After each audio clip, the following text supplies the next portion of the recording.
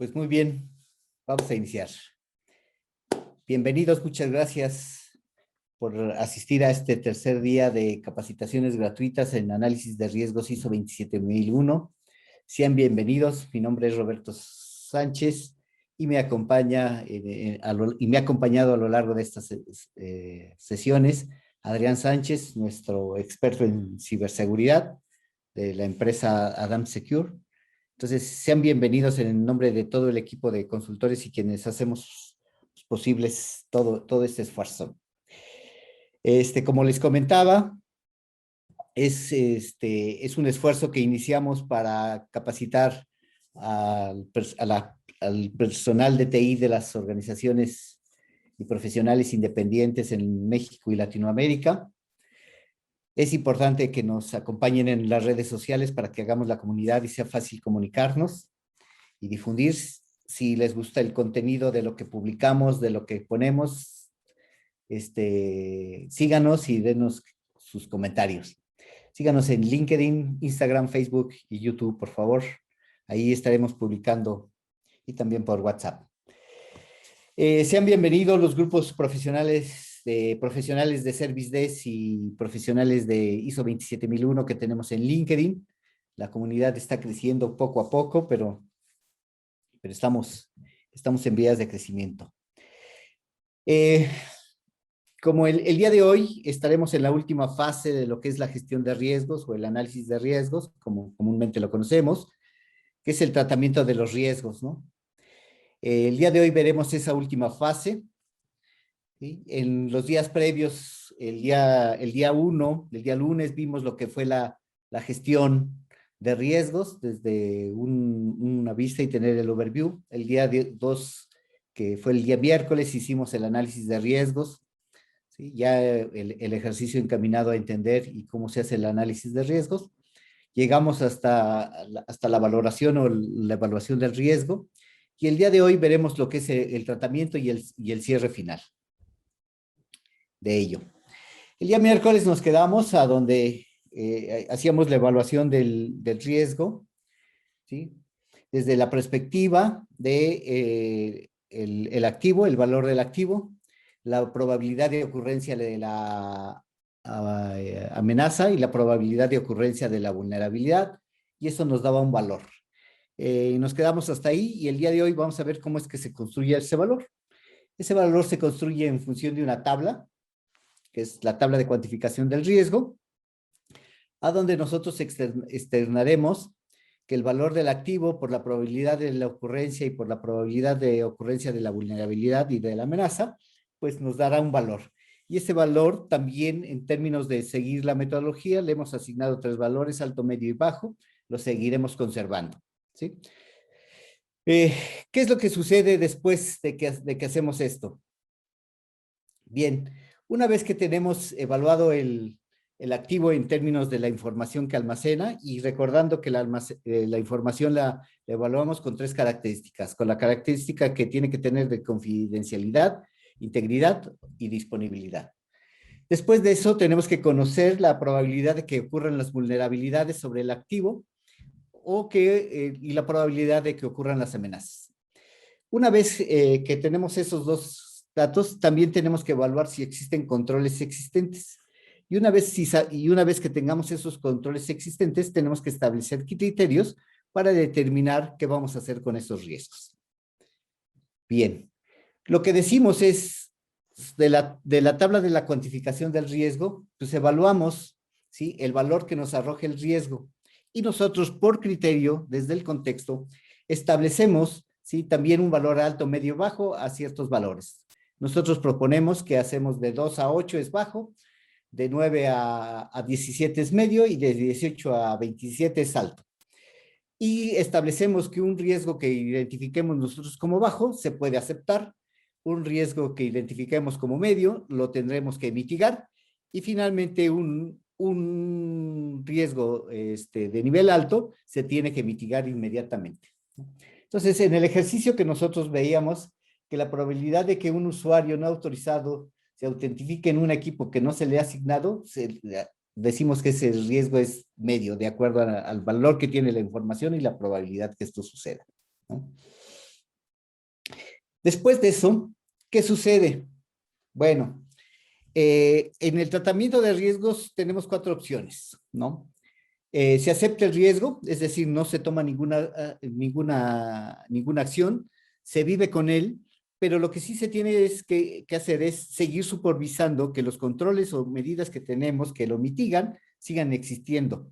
¿Por qué? Porque recordarán que en el ejercicio acabamos de comentar que tenemos que también considerar los controles existentes. En el tema de mitigar, se tomarán acciones para reducir el riesgo, es decir, buscaremos la manera de que ese riesgo disminuya la probabilidad de un daño. Y transferir se paga un seguro o una fianza a una organización aseguradora, ¿sí? Y entonces tenemos la transferencia del riesgo. Ojo, cuando nosotros hacemos la transferencia de ese riesgo, también generamos un nuevo riesgo, ¿sí? Porque a manera de broma, pero muy cierto, el riesgo no se crea ni se destruye, únicamente se transforma. Es decir, una vez que pagamos un seguro, ¿sí? O una fianza, tendremos un nuevo riesgo. El riesgo es de que esa aseguradora, esa afianzadora, pues no cumpla con su pacto o no realice las acciones pertinentes, ¿no? Y evitar es eliminar la causa raíz de un riesgo. Normalmente cuando eliminamos la causa raíz de un riesgo, nuevamente ese riesgo se transforma, ¿sí? Y tenemos uno nuevo. Y ahorita veremos algunos, comentaremos al respecto. Algo que tenemos que decidir durante el tratamiento, ¿sí? Es qué acciones vamos a tomar sobre los riesgos, ¿no? Y debemos de establecer estos criterios.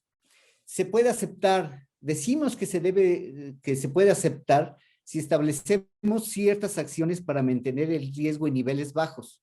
¿Por qué?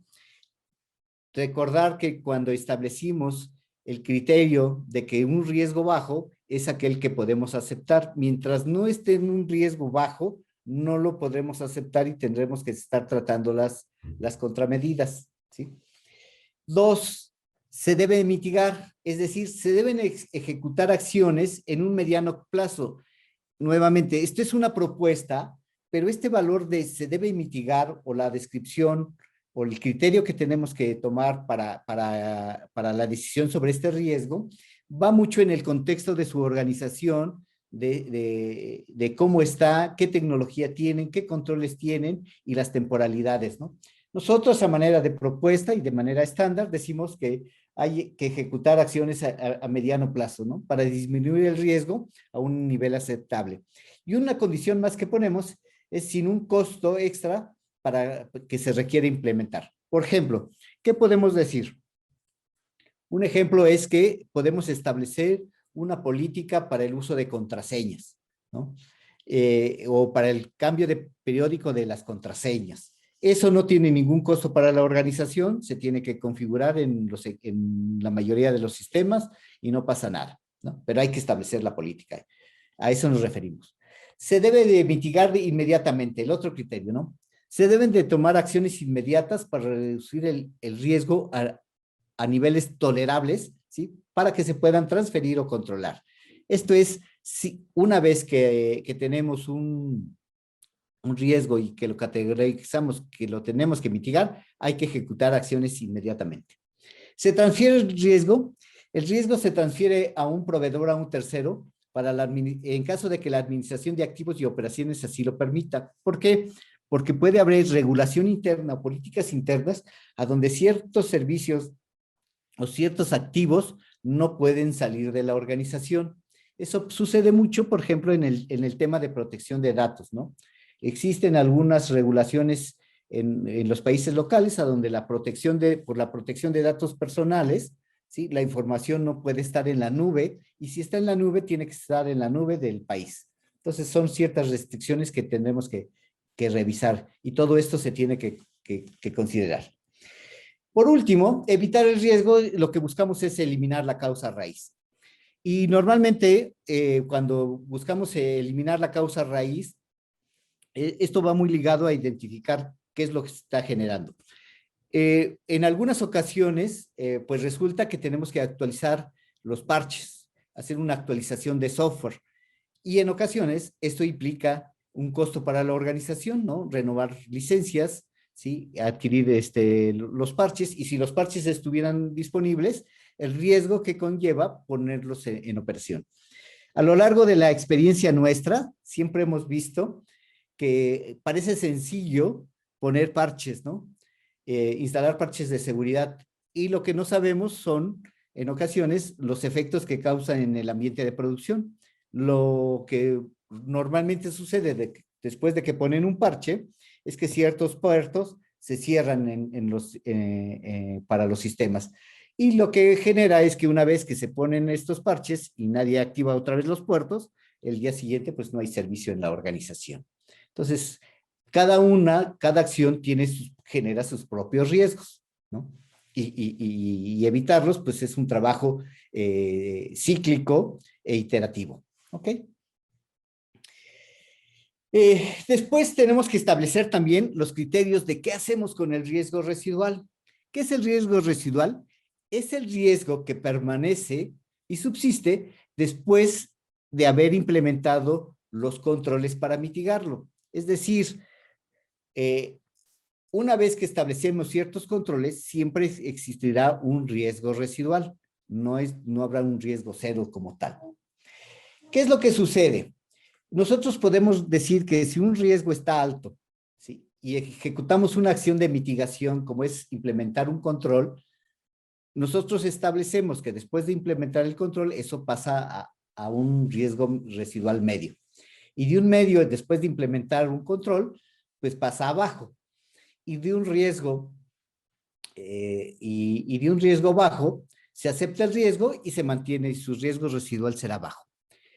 ¿Qué es lo que tendríamos que hacer si nosotros nos sale un riesgo actual alto? Normalmente le tendríamos que aplicar un control, ver qué tan efectivo es, y normalmente quedaríamos en un riesgo medio. Como el riesgo medio, ¿sí?, no es suficiente de acuerdo a nuestros criterios, porque nuestro criterio dice que solamente se aceptan los riesgos cuando sean bajos, tendremos que implementar otro control que nos permita solucionarlo. Y así iterativamente hasta lograr que todos permanezcan en bajo, ¿sí? Después de que tenemos ya el riesgo residual, ¿sí?, ¿qué es la última parte que nos falta? ¿No? Decir qué tenemos que hacer con ellos, y es otra vez cíclico, ¿no? Decimos, un riesgo residual, le aplicamos un control y lo pasamos de medio a bajo. Como ya pertenece en bajo, dice que si mientras el criterio para aceptar el riesgo esté en bajo, pues lo debemos de mantener, y volvemos a aplicar los criterios que previamente habíamos establecido, ¿sí? Entonces, esto se vuelve iterativo. Ya viéndolo de manera completa, ¿sí?, en un ejercicio, por ejemplo, ¿qué es lo que podemos ver?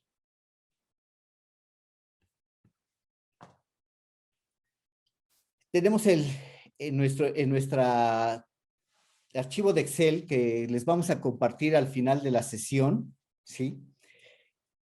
Describimos el activo, ¿sí?, su dueño, el tipo de activo, el área a la que pertenece, clasificamos la información o le asignamos un valor para poder valorar el activo, ¿sí? Identificamos sus amenazas y la probabilidad de que ocurra, ¿sí? Y lo mismo que la vulnerabilidad. Y recuerden que comentábamos que esto sucede, ¿sí?, porque también tenemos que conocer nuestro ambiente, y entre más datos estadísticos tengamos, nos ayuda más. Por ejemplo, si ustedes tienen en su organización una gestión de incidentes de seguridad, pues podrán identificar cuántos incidentes, con qué recurrencia sucedieron a lo largo de un año, 2 años o 3, y entonces en función de esos datos estadísticos que ustedes tienen, establecer ciertos criterios, ¿sí?, para la probabilidad de la ocurrencia. Una vez que nosotros decimos y evaluamos el riesgo, y recuerden que el riesgo, el valor del riesgo lo obtenemos de multiplicar el valor del activo por la probabilidad de ocurrencia de la vulnerabilidad y la de la amenaza, encontramos un valor, ¿sí? y describimos el riesgo. Decimos que la probabilidad de un usuario no autorizado se autentifique en un equipo que no se le ha asignado. Ese es el riesgo. La salvaguarda o el control que tenemos que establecer es establecer una política de control de acceso lógico y una política de equipo de cómputo. Es decir, lo ideal es que establezcamos que todos los equipos tienen que estar protegidos con password y contraseña, ¿no? Y esto, aunque ustedes no lo crean, en muchas organizaciones todavía no es política por default, ¿sí? Que los equipos permanezcan bloqueados después de cierta inactividad. Y es interesantísimo. En alguna organización, en alguno de los proyectos en los que he participado, existen estrictos controles de seguridad para pasar y entrar a los centros de cómputo, ¿sí? Y en las oficinas, los equipos desatendidos abundan y no hay una política para generarles. Y entonces, pues de nada sirven las estrictas medidas de acceso si la información está disponible. En otra organización, pasábamos por tres controles, ¿sí? Y nos pedían autentificarnos, revisaban los equipos y todo, pero la gente podía salir con USBs en la mano y nadie se daba cuenta. Y las bases de datos podrían ser exportables. Entonces, ¿y eso por qué sucede en las organizaciones? Porque no tienen un sistema de gestión de seguridad de la información. Establecen ciertas políticas, pero no lo ven de manera integral, ¿sí? Entonces, eso es lo que sucede. Y aquí lo interesante es que de acuerdo a nuestros criterios, ¿sí? Nosotros decimos que si tenemos un riesgo medio y le aplicamos ciertos controles, el riesgo residual disminuye al siguiente nivel inferior. Y entonces decimos que está en un nivel de riesgo residual 8. Y un riesgo de nivel residual 8 es que es aceptable. Si nosotros quisiéramos bajar todavía el valor del riesgo residual, tendríamos que aplicar algún otro control, ¿sí? Y con ello, ¿sí? Disminuir el riesgo. La pregunta que hacían en días anteriores es, oye, ¿cuándo me tengo que dar cuenta que tengo que cambiar mi metodología de análisis de riesgos? Yo les quiero proponer lo siguiente. En ocasiones, si no tienen una metodología de gestión de riesgos y esta la pudieran ver incluso difícil de lograr, por lo menos establezcan una metodología de análisis de riesgos, de lluvia de ideas, de un análisis de Ishikawa, ¿sí? Algo muy sencillo, pero que les permita visibilizar, ¿sí? Los riesgos y empezar la práctica. Dos, cuando se den cuenta de que esa metodología ya no es suficiente porque los riesgos no los pueden mitigar, no los pueden cuantificar de mejor manera, ¿sí? Entonces cambien de metodología. Esta metodología que les estamos planteando, a pesar de que se ve muy sencilla, pocas organizaciones la ejecutan correctamente. ¿Cuál es el problema por el que se incurre? Que no se actualizan los criterios para evaluar los riesgos, para establecer la probabilidad de amenaza y no llevamos un registro estadístico de los incidentes. Y entonces no logramos identificar si es alto o bajo, ¿sí? O tenemos que crecer a 5 valores para poner alto, bajo, medio alto, medio bajo, ¿sí? Y entonces establecer esos criterios. Si ustedes tienen un análisis de los incidentes de seguridad, esos criterios los pueden ir ajustando, pero esto es cíclico. Y recuerden que el día miércoles comentábamos que para hacer esto es recomendable que hagan el análisis de riesgos al menos 2 veces al año, ¿sí? Y lo revisen. Ahora, lo pueden hacer a nivel de ciberseguridad 2 veces al año. Oye, y a nivel de manera lógica, de manera metódica, lo pueden hacer tantas veces sean necesarios. Y lo que comentábamos que es muy importante, cuando ustedes son auditados, ya sea internamente o por un externo, lo que deben de demostrar es que sepan el método para la gestión del análisis de riesgos y lo dominen. Y es comprensible que ustedes pueden ser que no hayan identificado un riesgo por una ceguera de taller, porque no lo habían considerado, porque nunca se había presentado, pero si vuelven a ejecutar el ciclo y lo incluyen, no pasa nada, ¿sí? Entonces, esa es la parte importante de la evaluación y gestión de riesgos. Sé que a lo largo de estos 3 días, pues no podemos transmitir todo el, todo el conocimiento o que hay atrás de este método sencillo, y ese método solamente lo logramos pues asistiendo al entrenamiento formal que hay de gestión de riesgos, ¿sí? Nosotros, por ejemplo, tenemos un curso a donde en ese curso a lo largo de 16 horas, 3 días en modo virtual prácticamente, ejecutamos el análisis de riesgos y vamos revisando la metodología paso a paso y les ayudamos a establecer criterios para sus organizaciones. Lo mismo nos sucede cuando hacemos la mentoría, ¿no? Cuando hacemos la mentoría, pues nos involucramos con ustedes y su organización para ir generando esos criterios y obteniendo los datos. Porque lo que hacemos, ¿sí? Es irles preguntando, ¿cuántos incidentes tienes? ¿Cómo los has vivido? ¿Si lo consideras o no lo consideras? ¿Económicamente es factible o no es factible? ¿La organización cree o no cree en el análisis de riesgos? Y con toda esa información vamos adecuando la metodología para que funcione en sus organizaciones. Esta es de manera general. Sé que para algunos de ustedes puede suceder puede parecer muy básica, y para otros es un buen comienzo. Para quien le parezca básica, mi recomendación para la metodología es que nunca olviden las cosas simples, y entre más simple lo hagan es mejor. Entre más lo compliquen, más difícil es su evaluación, ¿sí? Entonces, mantengamos las cosas simples y hagámoslas que funcionen y revisémoslas constantemente, porque si no, lo que sucede es que no se dan cuenta, ¿sí? Muy bien. Vamos a la última etapa,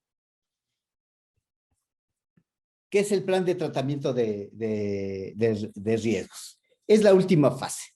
Y es la fase a donde también se nos olvida. Hay 2 claves. Uno es generar un contexto correcto, en donde ese contexto establecemos los criterios para la evaluación de riesgos, hacer el análisis de riesgos, y después de los que tenemos el análisis de riesgo, ejecutar un plan de acción para mitigar esos riesgos a los niveles que hemos decidido que han sido aceptables. Entonces, aquí, en la herramienta que les estamos proporcionando, ¿sí? ¿Qué es lo que proponemos? Un plan sencillo de tratamiento de riesgos es fecha en la que piensas implementar tu acción, tu control, acciones que vas a ejecutar, el responsable de que lo tiene que hacer y alguna observación. Y hay algo más que nos pide la norma ISO 27001 y que muchas organizaciones no hacen, y en ocasiones les generan observaciones o no conformidades. Uno es que no evalúan la efectividad de sus controles. Y aquí es algo muy interesante. ¿Por qué? La norma dice que por cada control que tengamos, tenemos que medir su eficacia y su eficiencia. Y ahí también está el reto. ¿Cómo medimos, sí, que la concientización sobre ciertas políticas de seguridad hayan disminuido?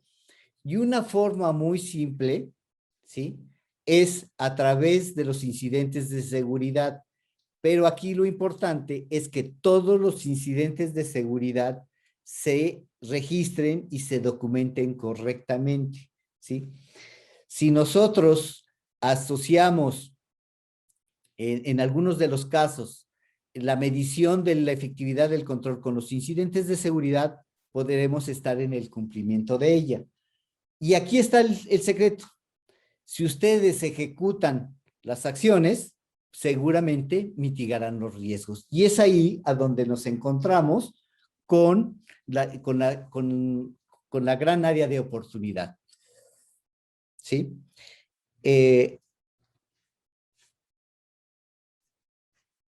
No sé si, Adrián, buenas tardes. No sé qué nos quieras comentar de tu experiencia después de que se realizan las pruebas de penetración, un análisis de vulnerabilidades. ¿Qué experiencia nos comentas para el tratamiento y la evaluación? Muchísimas gracias, por supuesto que sí. Primero que nada, muy buenas tardes a todos nuevamente por acompañarnos en estas sesiones bastante completas, bastante increíble la información que estamos compartiendo y que nos comparten también ustedes con sus experiencias. Pues sí, nos hemos encontrado con ese plan de tratamiento de riesgos, el cual desafortunadamente no se lleva a cabo o queda a la mitad o queda incompleta o muchas veces queda completamente implementada, pero no se le da seguimiento. Hemos encontrado con bastantes temas que, bueno, derivan de una prueba de penetración, que es el mismo tema, derivan de, pero vienen del mismo tema. Terminamos una prueba de penetración, allá encontramos pues bastantes cosas interesantes, entregamos soluciones, ayudamos con la mitigación y también nos dejan a la mitad, ¿no?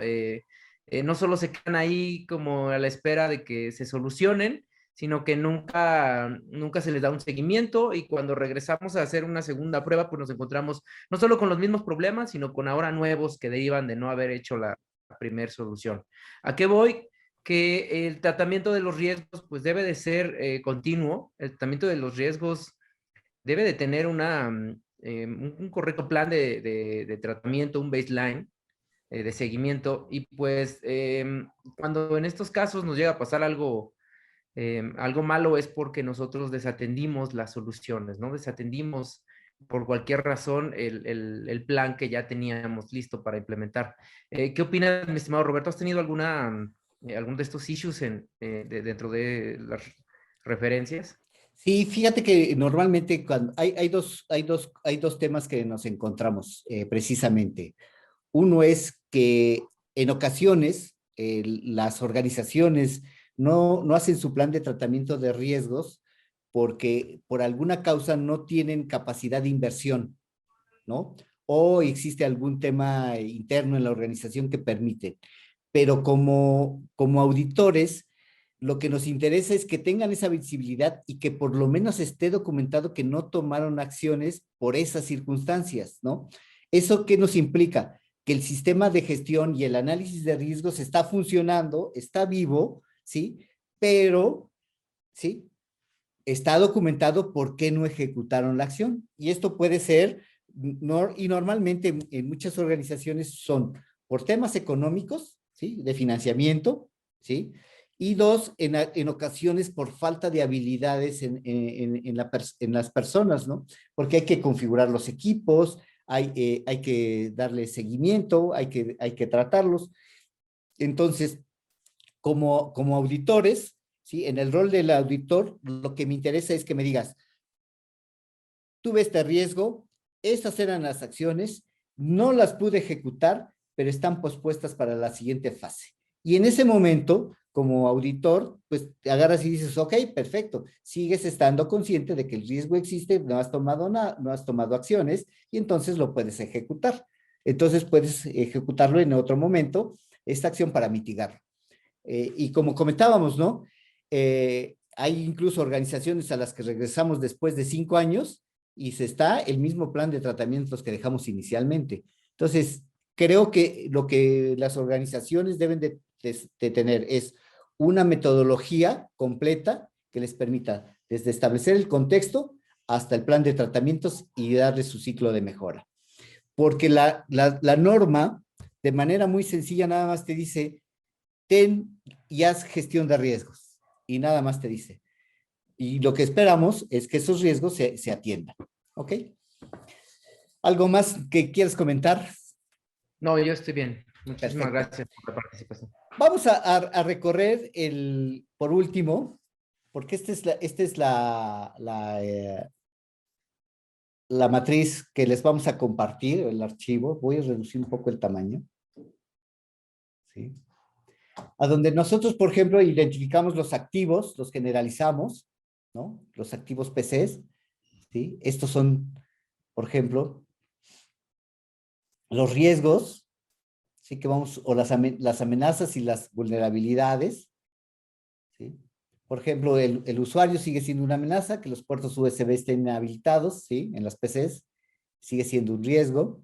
¿De quién? De un equipo PC. También podemos tener las laptops que siguen los mismos criterios aproximadamente, pero pueden cambiar algunos. ¿Cuál es el riesgo? ¿Cuál es un riesgo que cambia entre una PC y una laptop?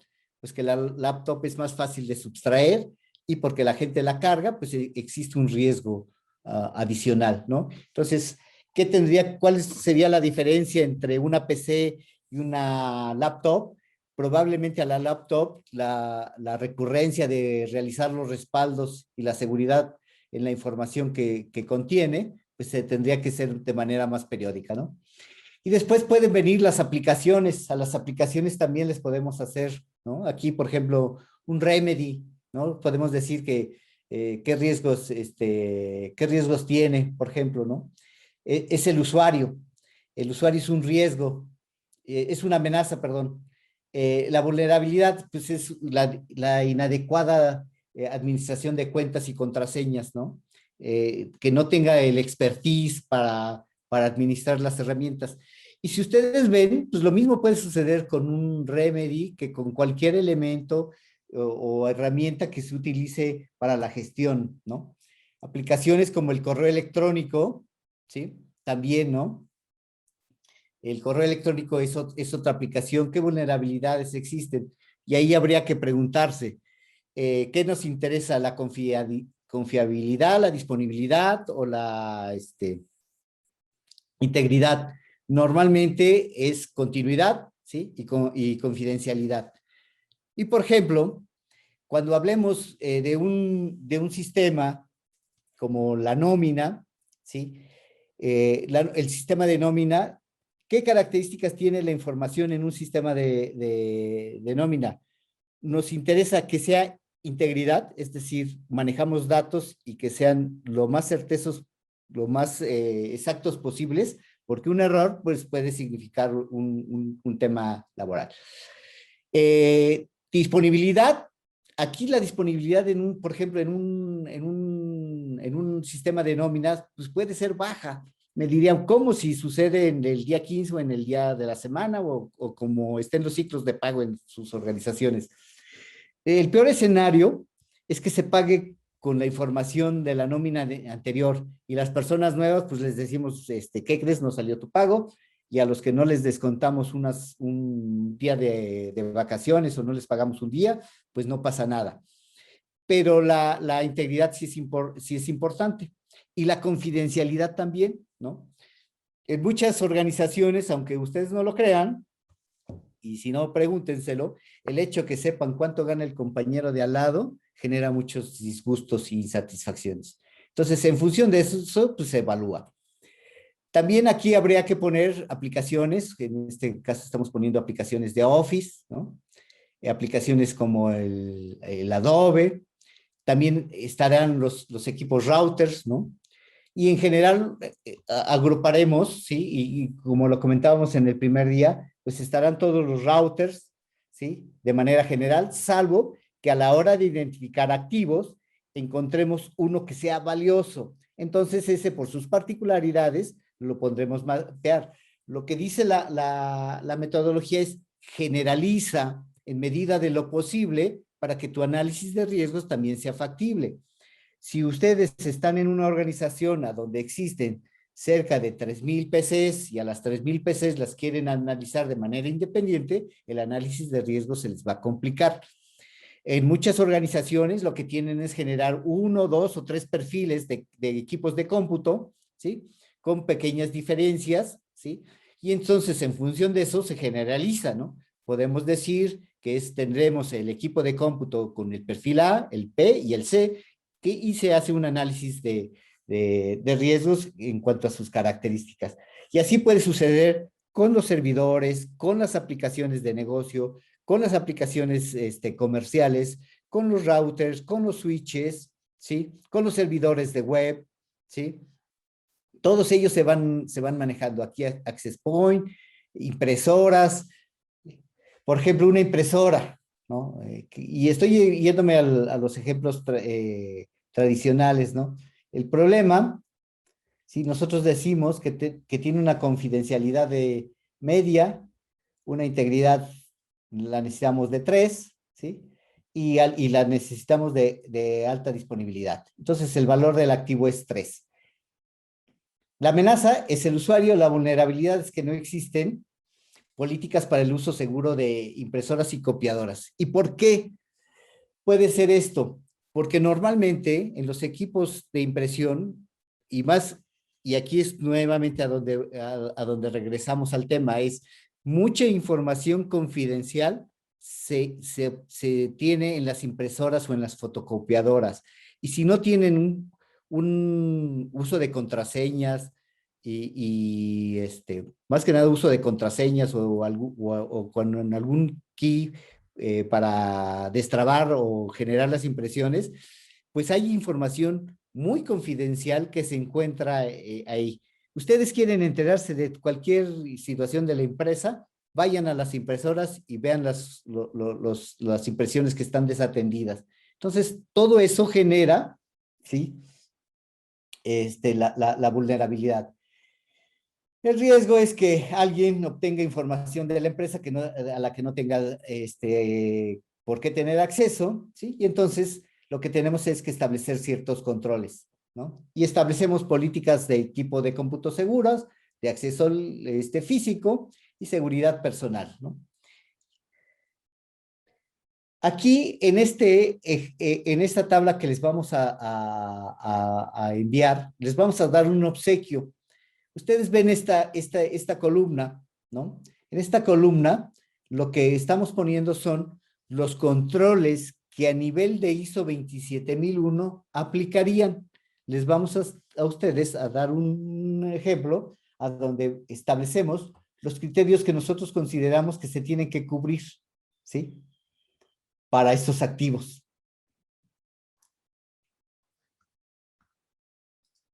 Y aquí están, de los 114 controles, vamos listando los controles. Porque de aquí a la declaración de aplicabilidad, pues ya quedan un paso más sencillo. ¿Ok? Entonces, algo muy importante y es sobre un mensaje final. Hay algo que se desestima mucho en las organizaciones, que es la concientización sobre la seguridad de la información. Es, yo creo, uno de los controles más efectivos y de más bajo costo que existen, ¿sí? En las organizaciones. Si ustedes quieren disminuir incidentes de seguridad, concienticen a la gente. Si ustedes le dicen a la gente, no entres a páginas no autorizadas, no andes navegando en internet, ¿sí? En sitios peligrosos, y esas políticas funcionan, ¿sí? Los riesgos van a disminuir, porque de nada sirve que le pongamos protección, siempre le van a encontrar la forma de darle la vuelta, ¿ok? Entonces, la concientización es muy importante, y este archivo se los vamos a compartir, ¿ok? Bien, estamos llegando al final de las sesiones, ¿sí?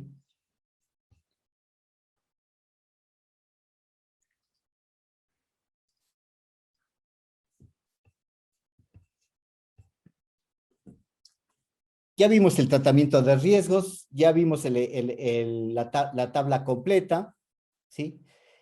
¿Y qué es lo que sucedería? ¿Cuál es el siguiente paso? El siguiente paso es cómo vendemos, cómo vender la gestión de riesgo a los tomadores de decisión. Hay un problema, y es un problema que se presenta normalmente y es muy frecuente en nuestras organizaciones en México y Latinoamérica, Es que en ocasiones la gestión de riesgos pues no se considera como una herramienta vital para el negocio. Hoy poco a poco esto está siendo más utilizado por muchas organizaciones, ¿no? La pandemia pues nos ha obligado y ha obligado a mucho a las organizaciones a empezar a ver la gestión de riesgos. Nadie se iba a imaginar que íbamos a estar guardados más de un año, ¿no? Aproximadamente. Para algunas regiones más, otras regiones menos, pero ya prácticamente llevamos un año. Y en el tema de seguridad de la información, en muchas organizaciones, ¿sí? No aceptan la gestión de riesgos o las recomendaciones hasta que no sucede un incidente de seguridad severo. Entonces, la forma más importante o la forma en la que ustedes pueden vender la gestión de riesgos a los tomadores de decisiones o el plan de tratamientos es que siempre hablemos y lo justifiquemos en términos del negocio, es decir, ¿qué sucedería si tenemos un incidente de seguridad y cuánto le costaría a la organización? Ese es un trabajo que no es sencillo cuando estamos incipientes en el área de gestión de riesgos o en el área de seguridad de la información y no conocemos el negocio, ¿sí? Hay ocasiones y ha sido muy interesante, así, le preguntamos cuando estamos haciendo, y no estamos haciendo gestión ni seguridad de la información, es simplemente estamos haciendo procesos para gestionar TI y le preguntamos al negocio o a la gente, ¿cuál es el servicio más crítico que tiene el negocio? ¿De qué depende la factibilidad, la supervivencia de esta organización? Y es sorprendente que muy pocas organizaciones saben, ¿sí? ¿Cuál es el proceso de negocio clave con el cual, si lo detenemos, la posibilidad de supervivencia de la organización falle? Entonces, si nosotros hacemos el análisis de riesgos y lo justificamos en términos de cuánto o qué sucedería si perdiéramos cierta funcionalidad, seguramente seremos más escuchados. De lo contrario, no. ¿Sí? Entonces, ¿qué implica? Conocer los procesos críticos del negocio y saber la afectación económica. Y en ocasiones, les comparto, es medio frustrante porque es cíclico. Hablas con el financiero y el financiero no te quiere dar el dato porque es información confidencial, ¿no? Y entonces es un juego de ir y venir entre quien hace la gestión de riesgos y quien tiene el valor del dato. Por eso, desde cuando hablábamos de formar equipos, tenemos que tener a los financieros, a la gente de operaciones del negocio, ¿sí? Para que se sensibilicen de qué ocasionaría un incidente grave de seguridad, ¿no? Y hoy, como en día, la ciberseguridad pues es uno de los temas también más importantes. ¿Cómo lo justifican? Exactamente igual, ¿no? ¿Cuánto costaría, sí, si la organización sufre una vulnerabilidad y perdemos información o la corrompen, ¿sí? O secuestran nuestros servidores o hacen cualquier tema? Entonces, eso es un tema que está muy de tendencia. Entonces, la recomendación es hablar en términos del negocio y cuantificar el riesgo, ¿sí? Es la forma más fácil. Pues muy bien, estamos llegando ya al final, con esto estamos concluyendo.